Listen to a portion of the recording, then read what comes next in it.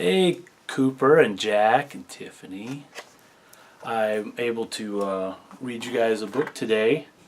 It's Horton Hears a Who. So it's a Dr. Seuss book, and if you remember, Daddy's already read you several Dr. Seuss books. So I don't remember if you have a copy of this or not, but if not, you'll be able to get one pretty easily, I hope. Horton Hears a Who.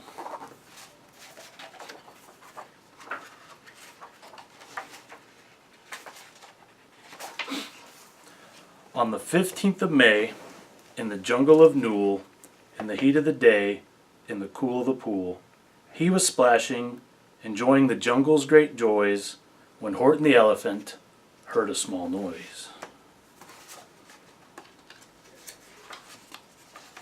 So Horton stopped splashing. He looked toward the sound. That's funny, thought Horton. There's no one around. Then he heard it again, just a very faint yelp, as if some tiny person were calling for help. I'll help you, said Horton, but who are you? Where? He looked and looked, but could see nothing there, but a small speck of dust blowing past through the air. I say, murmured Horton, I never heard tell of a small speck of dust that is able to yell. So you know what I think? Why, I think that there must be someone on top of that small speck of dust. Some sort of creature of very small size, too small to be seen by an elephant's eyes. Some poor little person who's shaking with fear that he'll blow in the pool. He has no way to steer. I'll just have to save him because, after all, a person's a person, no matter how small. So gently and using the greatest of care, the elephant stretched his great trunk through the air. He lifted the dust speck and carried it over, and placed it down safe on a very soft clover. Humph, humphed a voice. 'Twas a sour kangaroo. And the young kangaroo in her pouch said humph too. Why, that speck is as small as the head of a pin. A person on that, why, there had never has been. Believe me, said Horton, I tell you sincerely, my ears are quite keen, and I heard him quite clearly. I know there's a person down there, and what's more, quite likely there's two, even three, even four. Quite likely. A family, for all that we know. A family with children just starting to grow. So please, Horton said, as a favor to me, try not to disturb them. Just please let them be. I think you're a fool, laughed the sour kangaroo. And the young kangaroo in her pouch said, me too. You're the biggest blamed fool in the jungle of Newell, and the kangaroos plunged in the cool of the pool. What terrible splashing, the elephant frowned. I can't let my very small persons get drowned. I've got to protect them. I'm bigger than they. So he plucked up the clover and hustled away. Through the high jungle treetops, the news quickly spread. He talks to a dust speck. He's out of his head. Just look at him walk with that speck on that flower. And Horton walked, worrying, almost an hour. Should I put this speck down? Horton thought with alarm. If I do, these small persons may come to great harm. I can't put it down, and I won't. After all, a person's a person, no matter how small. Then Horton stopped walking. The speck voice was talking. The voice was so faint that he could just barely hear it. Speak up, please, said Horton. He put his ear near it. My friend, came the voice, you're a very fine friend. You've helped all us folks on the dust speck no end. You've saved all our houses, our ceilings and floors. You saved all our churches and grocery stores. You mean, Horton gasped, you have buildings there too? Oh yes, piped the voice, we most certainly do. I know, called the voice, I'm too small to be seen, but I'm mayor of a town that is friendly and clean. Our buildings to you would seem terribly small, but to us who aren't big, they are wonderfully tall. My town is called Whoville, for I am a Who, and we Whos are all thankful and grateful to you." And Horton called back to the mayor of the town, "You're safe now, don't worry, I won't let you down." But just as he spoke to the mayor of the speck, 3 big jungle monkeys climbed up Horton's neck.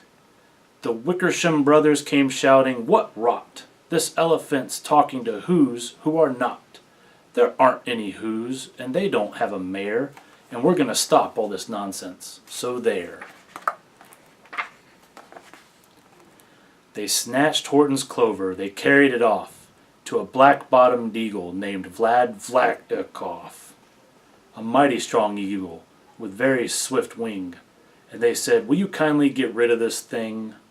And before the poor elephant could even speak, that eagle flew off with the flower in his beak. All that late afternoon and far into the night, that black-bottomed bird flapped his wings in fast flight, while Horton chased after with groans over stones that tattered his toenails and battered his bones, and begged, "Please don't harm my little folks, who have as much right to live as us bigger folks do." But far, far beyond him that eagle kept flapping, and over his shoulder called back, "Quit your yapping. I'll fly the night through, I'm a bird, I don't mind it, and I'll hide this tomorrow where you'll never ever find it." And at 6:56 the next morning he did it. It sure was a terrible place that he hid it. He let that small clover drop somewhere inside of a great patch of clovers 100 miles wide. "Fine that," sneered the bird, "but I think you will fail." And he left with a flip of his black-bottomed tail. "I'll find it," cried Horton. "I'll find it or bust. I shall find my friends on that small speck of dust." And clover by clover by clover with care, he picked up and searched them and called, "Are you there?" But clover by clover by clover he found that the one that he sought was just not around. And by noon poor old Horton, more dead than alive, had picked, searched, and piled up 9,005.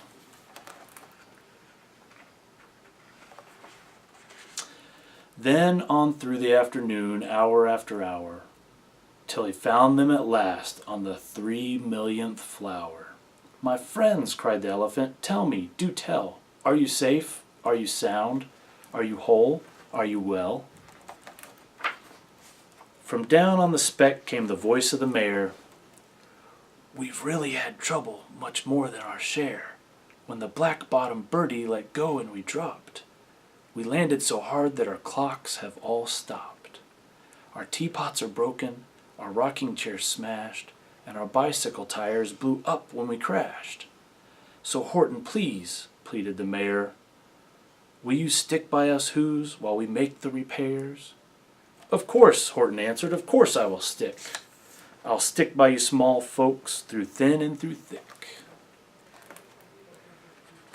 "Humph," humphed the voice, "for almost 2 days you run wild and insisted on chatting with persons who never existed. Such carrying on in our peaceable jungle, we've had quite enough of your bellowing bungle.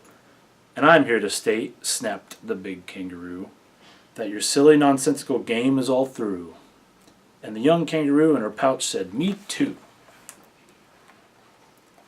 With the help of the Wickersham brothers and dozens of Wickersham uncles and Wickersham cousins and Wickersham in-laws who help I've engaged, you're gonna be roped and you're gonna be caged. And as for your dust speck, ha, that we shall boil in a hot steaming kettle of bezel nut oil." "Boil it," gasped Horton. "Oh, that you can't do. It's all full of persons, and they'll prove it to you." Mr. Mayor," Horton called, "Mr. Mayor, you've got to prove now that you really are there. So call a big meeting, get everyone out. Make every who holler, make every who shout, make every who scream. If you don't, every who is going to end up in the bezelnut stew. And down on the dust speck, the scared little mare quick called a big meeting in Whoville Town Square. And as people cried loudly, they cried out in fear, "We are here! We are here! We are here! We are here!" The elephant smiled. That was clear as a bell. You kangaroos surely heard that very well.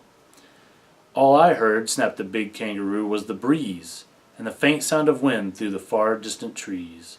I heard no small voices, and you didn't either. And the young kangaroo in her pouch said, "Me neither."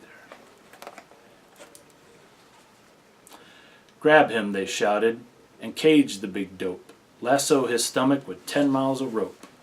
Tie the knots tight so he'll never shake loose. Then dunk that dumb speck in the bezelnut juice."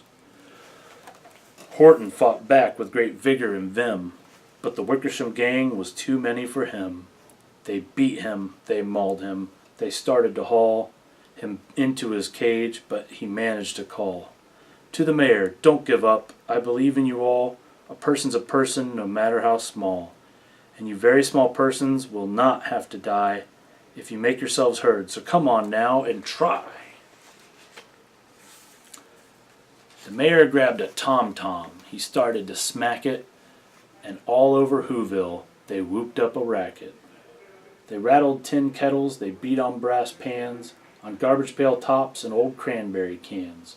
They blew on bazookas and blasted great toots on clarinets, boompas, and flutes. Great gusts of loud racket rang high through the air. They rattled and shook the whole sky, and the mayor called up through the howling, mad hubbubaloo, "Hey, Horton, how's this? Is our song coming through?" And Horton called back, "I can hear you just fine, but the kangaroo's ears aren't as strong quite as mine. They don't hear a thing. Are you sure all your boys are doing their best? Are they all making noise? Are you sure every who down in Whoville is working? Quick, look through your town. Is there anyone shirking?" Through the town rushed the mayor from the east to the west, but everyone seemed to be doing his best. Everyone seemed to be yapping or yipping. Everyone seemed to be beeping or bipping. But it wasn't enough, all this ruckus and roar. He had to find someone to help make more. He raced through each building. He searched floor to floor. And just as he felt he was getting nowhere, and almost about to give up in despair, he suddenly burst through a door that mayor discovered one shirker quite hidden away in the Fairfax apartment 12J.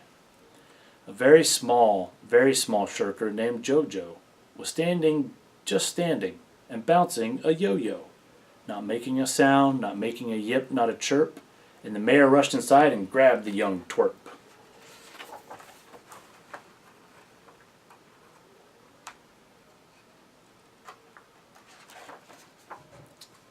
And he climbed with the lad up the Eiffelberg Tower.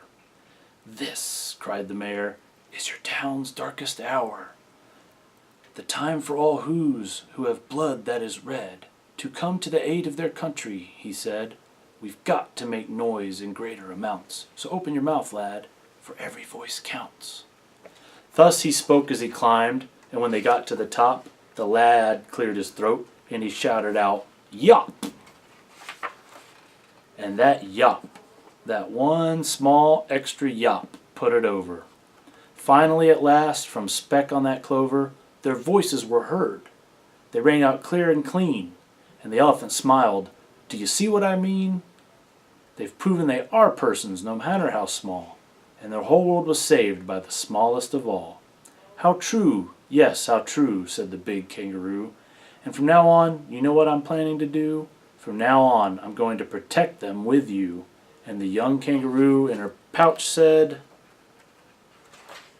"Me too.